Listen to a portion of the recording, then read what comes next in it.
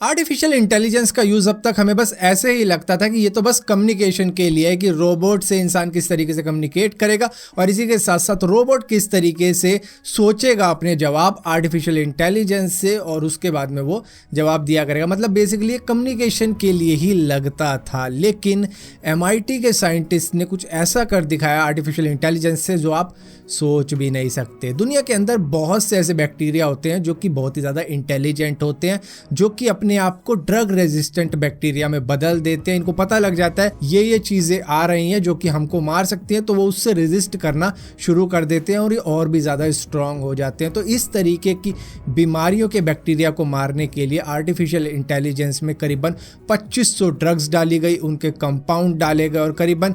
1.5 billion compounds डाले थे इन्होंने कि ये चीज़ें हैं और इस तरीके के बैक्टीरिया को मारने के लिए कौन कौन से कंपाउंड यूज में आएंगे, जिसमें डीप लर्निंग एल्गोरिथम का यूज करते हुए आर्टिफिशियल इंटेलिजेंस ने करीबन 3 दिनों में 23 पोटेंशियल एंटीबायोटिक्स बना के दिखाई कि ये तरीका हम यूज कर सकते हैं इस तरीके के बैक्टीरिया को मारने के लिए, जो कि अगर काम कर जाता है तो ये एक बहुत ही बड़ी बात होगी, क्योंकि कई ऐसी बीमारियां होती हैं जहां पर ड्रग रेजिस्टेंट बैक्टीरिया जान तक ले जाता है इंसान की। तो यहाँ पर आर्टिफिशियल इंटेलिजेंस को मानना पड़ेगा कि इस तरीके के भी काम इससे लिए जा सकते हैं। फिलहाल के लिए इसी तरीके की और अपडेट्स के लिए बने रहो। मेरा नाम है भारत शर्मा, आप देख रहे हो इसको। आशा करता हूँ आज का दिन आपको बहुत अच्छा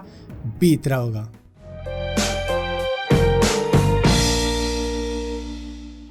हम में से बहुत से लोगों ने हाई स्पीड इंटरनेट कनेक्शन अब जाके देखे हैं, जो कि शायद 10 Mbps के होंगे, 20 Mbps के होंगे या 50 Mbps या 100 Mbps के होंगे। लेकिन आपको जानकर हैरानी हो जाएगी कि जापान के अंदर एक कंपनी है NTT, जिसको निप्पॉन टेलीग्राम टेलीफोन भी कहा जाता है, जो कि सिर्फ 4000 रुपए में 10 Gbps का कनेक्शन देती है। अब मैं ये 4000 को सिर्फ क्यों कह रहा हूं, क्योंकि उसके पीछे एक रीजन है। इंडिया के अंदर यहाँ पर 25 Mbps का कनेक्शन भी 1000 रुपए में बिकता है कई जगहों पर, और अगर आप ये 10 Gbps का कनेक्शन ले लेते हो 4000 रुपए में, तो आप सोचो कि आप कितने 25 Mbps के कनेक्शन लोगों को दे सकते हो। करीबन 400 कनेक्शन दे सकते हो, और अगर हर एक की कीमत 1000 रुपए होती तो मतलब कि आपकी कमाई होती करीबन 4 लाख रुपए पर मंथ। तो इस हिसाब से ये 4000 रुपए पर मंथ का 10 Gbps का कनेक्शन एक्चुअली में बहुत सस्ता है। इसरो के आने वाले गगनयान मिशन के बारे में तो आपको मालूम ही होगा, जिसमें वो एक इंसान को स्पेस में भेज के दिखाएंगे,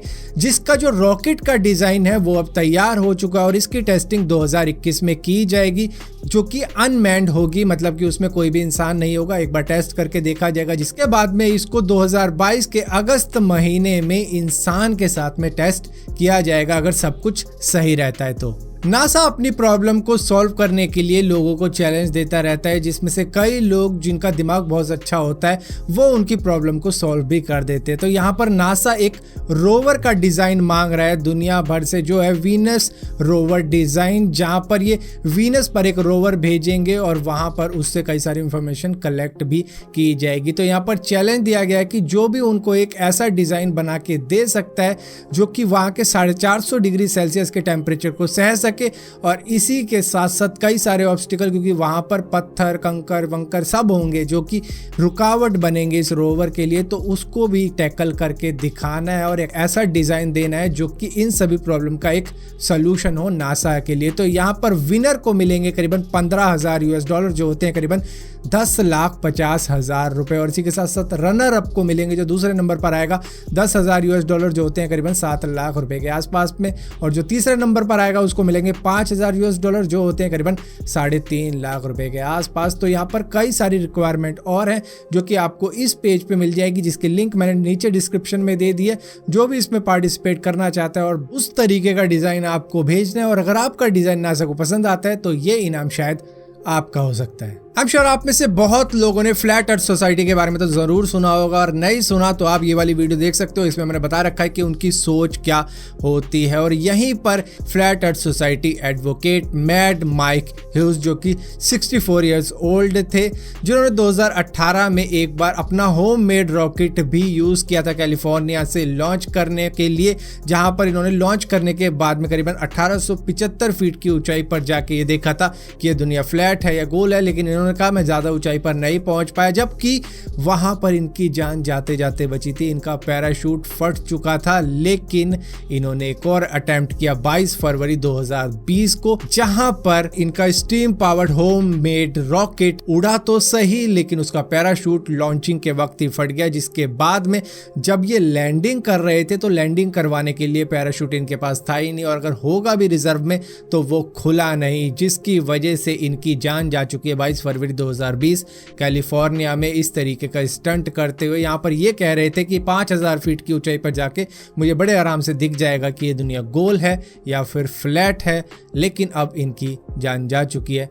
इसी खोज के अंदर। बहुत सी कार कंपनीज हैं जो इलेक्ट्रिक व्हीकल पर स्विच होना चाहती हैं और वो पूरी तरीके से इलेक्ट्रिक व्हीकल ही बनाना चाहती है, लेकिन उनके सामने सिर्फ एक ही अड़ंगा अड़ता है कि उनके पास में चार्जिंग स्टेशन मौजूद नहीं है। क्योंकि देखो, पेट्रोल की बात करोगे, डीजल की बात करोगे तो इन सभी के फ्यूल पंप मौजूद हैं, जिनके लिए उनको कुछ भी नहीं करना है, उनको अपनी कार बनानी है और उनकी कार तैयार है मार्केट में बिकने के लिए। लेकिन इलेक्ट्रिक व्हीकल के सामने यही अड़ंगे आते हैं कि उनके पास में चार्जिंग स्टेशन मौजूद नहीं है, जिसके लिए पोर्श जो कि कार बनाने वाली कंपनी, उन्होंने खुद ही अपने चार्जिंग स्टेशन बनाने शुरू कर दिए, जो कि यूरोप के लिप्जिंग के अंदर बनाई गई है, जहां पर पावरफुल ईवी चार्जिंग पार्क इसका नाम कहा जा रहा है, जहां पर 12 स्टेशन मौजूद है, जो कि एक करीबन 350 किलोवाट की पावर रखता है। और इसी के साथ साथ यहाँ पर सुपर फास्ट चार्जिंग भी की जा सकती है अगर कारों में ये सारे फीचर मौजूद है। और इसी के साथ साथ जो भी इलेक्ट्रिसिटी यहाँ पर मिल रही है वो सारी रिन्यूएबल एनर्जी से आ रही है, तो मतलब कि ग्लोबल वार्मिंग पे कोई फर्क नहीं पड़ेगा इस तरीके के चार्जिंग स्टेशन से। और इसी के साथ साथ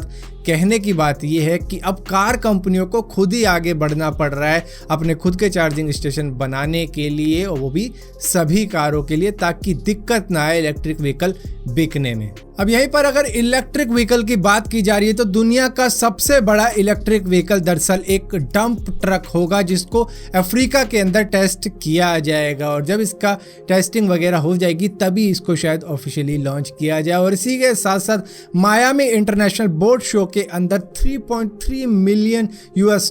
की सोलर पावर लग्जरी यॉट दिखाई गई, जो कि करीबन 65 स्क्वायर मीटर के सोलर पैनल लेके समुद्र में घूम सकती है, और इसको कभी भी रिफ्यूलिंग की जरूरत होगी नहीं। मतलब इसमें आपको पेट्रोल, डीजल और जो भी चीजें डाली जाती थी यॉट वगैरह या फिर बोट वगैरह को चलाने के लिए, वो बिल्कुल भी डालने की जरूरत नहीं है, क्योंकि ये सोलर पावर से ही आराम से चल सकती है करीबन 6 नॉट की स्पीड से, यानी कि करीबन 11 किलोमीटर पर आवर की स्पीड से ये समुद्र में चल सकती है, वो भी बिना रिफ्यूलिंग के। और इसी के साथ साथ क्योंकि इसके अंदर हाइब्रिड मोटर लगाई गई है तो इसमें फ्यूल भी डालकर इसको चलाया जा सकता है अगर आपको और स्पीड में सर्फ करना है। फिलहाल के लिए इस वीडियो के अंदर इतनी अपडेट्स थी। अगर ये वीडियो आपको पसंद आती है तो इस वीडियो को लाइक जरूर करना, शेयर जरूर करना, और इसी तरीके की और भी वीडियो देखने के लिए चैनल को सब्सक्राइब जरूर करना, और सब्सक्राइब किया है तो बेल का आइकॉन जरूर दबाना, वरना आपको मालूम नहीं चलेगा कि मैंने कोई वीडियो डाली भी है।